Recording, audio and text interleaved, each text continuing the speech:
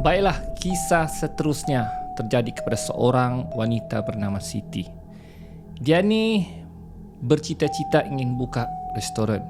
So, dia guna tabungannya, tabungan hasil simpanannya untuk buka sebuah restoran. So guys, cita-citanya ingin menjadi peniaga restoran, berjaya. Namun, setelah 3 bulan restorannya ni berjalan, tidak laku guys. Tidak dapat sambutan. So, banyak bil-bil tertunggak, kerugian yang dia alami. Sehinggalah ada seorang perempuan tua yang makan di restorannya dan berkata, kalau kau mau restoranmu laku, kau pergi hujung kampung sana, ada seorang bomo. Kau tanya dia macam mana supaya restoran kau laku. So, berfikirkan hutang semakin banyak, bil semakin banyak tertunggak dan mengalami kerugian, Siti tidak ada pilihan lain melainkan berjumpa bomo itu. Dan bila dia berjumpa bomo tu menyarankan sesuatu yang agak jijik. Dia kata, kalau kau mau restoran kau laku, kau guna air mandian kau yang kau mandi setiap hari, kemudian letak di lauk dan di bahagian buat minuman. Pasti restoran kau laku. So, dia buatlah guna air mandiannya. Dan betul guys, restorannya semakin laku dan semakin laris.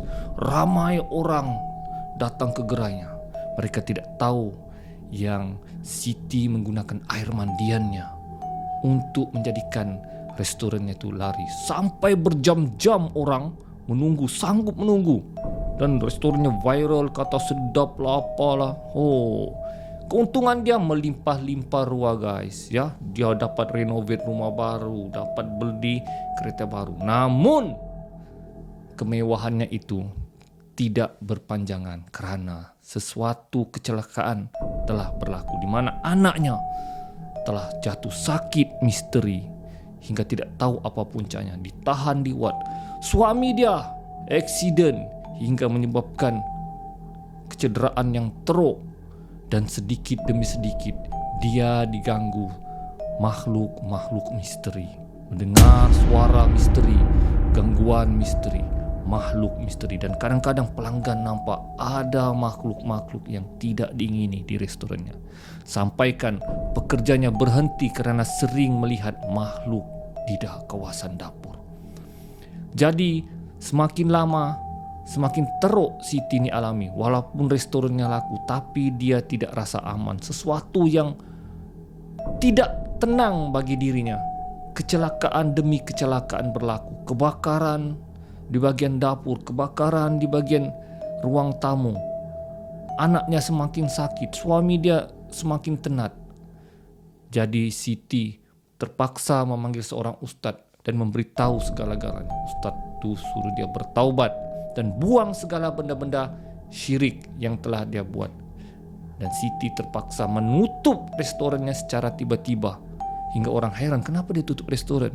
Dan Siti telah bertaubat membuang segala benda yang berkaitan dengan syirik.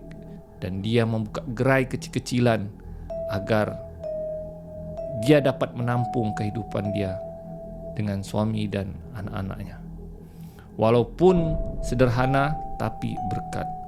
Dan sedikit demi sedikit anak dia semakin sembuh, suami dia semakin sembuh, dan hidup mereka kembali normal semula. Katanya, biarlah rezeki sedikit tetapi halal daripada duit banyak tapi haram dan tidak aman.